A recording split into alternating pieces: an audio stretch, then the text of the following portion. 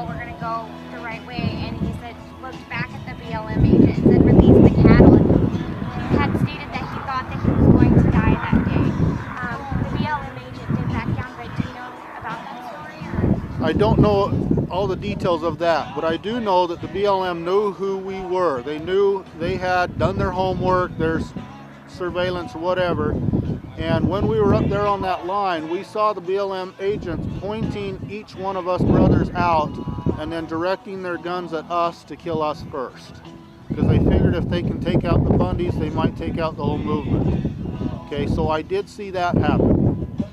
Now, my young brother, Arden is his name, is a very brave soul.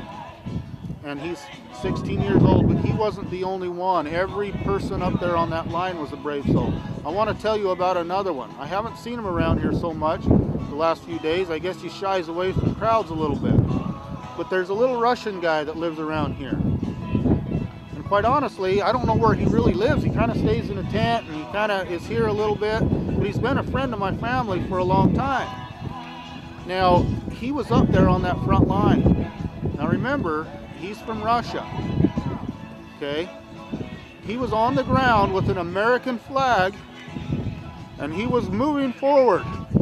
And when the horses come to stop at a line, he didn't stop and he kept going forward. And my brothers rushed up there and grabbed him and said, come back. He says, no. He goes, I left Russia. He goes, this is not Russia and I'm not going to live like this any longer. Holding that flag, showing that courage, and he says, if I have to be the first one to die to bring this movement about it, so be it.